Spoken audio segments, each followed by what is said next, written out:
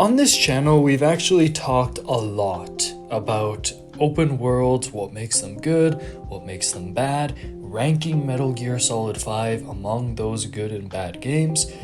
But now I want to talk a little bit more about how do we spice up Metal Gear Solid 5's open world? How do we take it from just being a function of facilitating that stealth action gameplay and make it more so an active player in the overall experience? How do we make the world something that we play with as much as the guns or the enemies in game? So I came up with a couple ideas, and I guess you guys let me know what you think about them down in the comments. With that being said, let's get right on into it.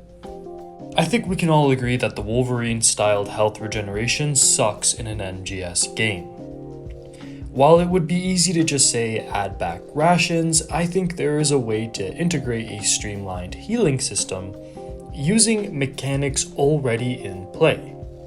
In Metal Gear Solid 5, you can find plant collectibles throughout the world, while Ocelot explains how some make trank ammo and some feed your horse, I guess.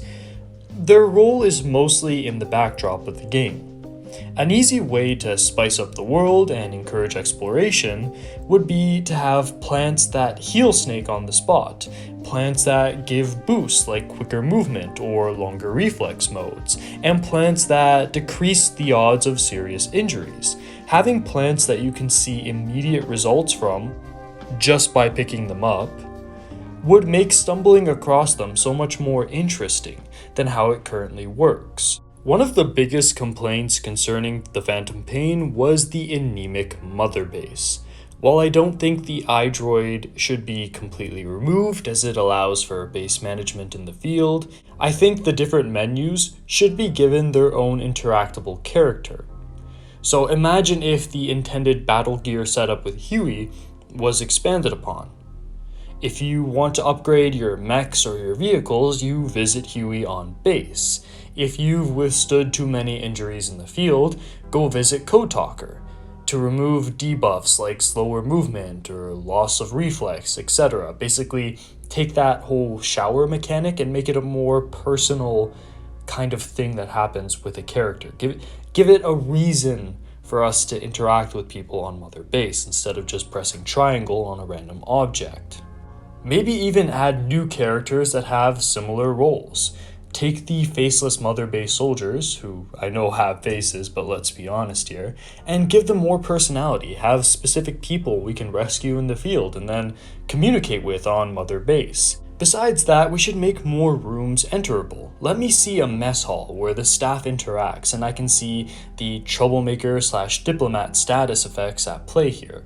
Maybe we have to break up fights. Maybe we can hear certain requests outside of just people randomly walking by us. Like, give rooms with certain purposes. Have a room be the firing range where we could test out all weapons. Maybe we can go see how Kaz lives. Let's see his room. Visit him there.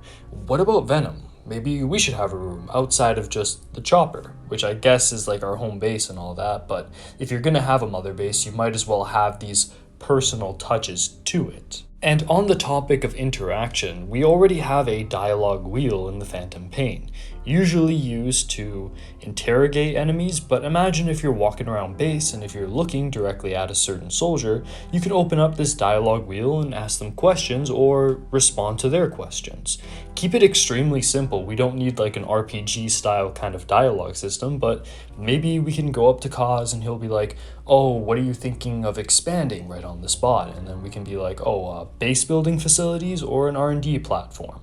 Stuff like that. Maybe a soldier is like, hey, are you bringing back more animals? And you can be like, yes or no. Like, I don't know. You come up with interesting situations, put them down in the comments. I would love to read them. But I feel like this dialogue system could tie into making Mother Base a lot more personable. I mean, it does wonders when we're out in the field. I love how I can choose what I'm going to interrogate enemies about. So why don't we take that and put it in a non-combative scenario? On the note of dialogue and choice in this game, let's have more random encounters with future buddies out in the field. I love the whole idea of you stumble across Quiet while you're going to rescue Huey, then you have to fight her and then decide if you take her back to base or kill her. Let's do more of this. Let's get a skull ninja type enemy, like the Cut Chico concept, and then decide if we kill him or bring him back to base. Maybe D-Dog, since they got rid of his whole story of being an abandoned puppy, maybe we have like a wolf boss fight where this animal is hunting us down in the field because we've entered his territory and we have to like beat him in these quick time events, or it's like a really intense stealth boss fight. And then we decide if we take, this wolf's puppies to base or not. I don't know, just more choice-based boss fights to make you feel more like Big Boss and to make the open world feel like you need to actually conquer it. There's other, big bad dogs out there. It's not just Snake dominating everything. So once you do beat all these guys and either kill them or bring them back to base, it really does feel like you are the big dog afterwards. So you add in a little bit of progression naturally to the open world. After you get these boss fights and turn them into your buddies, give us more ways to interact with them. It doesn't need to be much, but let me play fetch with D-Dog by throwing magazines. Let me do maintenance on D-Walker. Let me feed D-Horse. Let me dance with Quiet in the Rain while we play music and have her react to different songs differently. Just little personal details, kind of like an extension of interacting with people on Mother Base, except out in the field, maybe in between missions, just hanging out with these buddies so they actually feel like teammates and not just, something you press a button on to do what you want them to do. We already have a little bit of this with the petting mechanic that we have with D-Dog, but we could take this so much further and it would breathe so much life, not just into the buddies, but the world itself, since there's different things that you can do in this world besides just sneak or fight. Now, I've talked many times on this channel about how much I love elemental gameplay in my open world games, with Breath of the Wild being the top tier open world game because of this. I think adding in elements and having them take a role in gameplay really makes the world itself feel like something you play with. It brings it to life, like a character in of itself. In Metal Gear Solid 5 specifically, you know how the water gun can put out fire and destroy electronics? Let's have more of that. Maybe crawling in water affects your optics. Make constant exposure to desert heat fatigue Snake and the enemy. That would also give a purpose to the scarf outfits, so you could keep him cold at night, but then also cover him up a little bit more when you're in the desert maps. And then that way you also give purpose to the shirtless outfits as being more comfortable when you're in the jungle environments. Just give them more of a role that way, with different temperatures affecting Snake and what he has to wear. I've brought this up many times before, so I'm going to be very brief with this one, but take the rating of enemy supply shacks to limit how many armored guards or snipers or night vision goggles are out there out of the menus and put it into the open world. Let us take a more active role in countering the enemy that is trying to adapt towards us. So if we see a supply shipment of night vision goggles coming to a base, let us follow that truck and find the supply shack.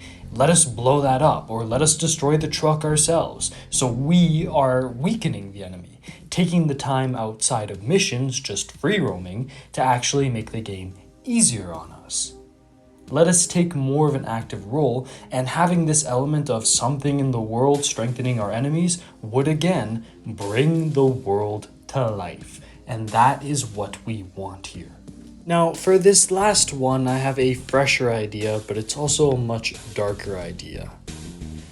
Metal Gear Solid 5 is all about the horrors of hate and violence, yet it's rare to see these consequences of said things outside of cutscenes. Populating the world with oppressed and suffering civilian settlements would communicate the game's themes much better. Will you help them when the pandemic hits?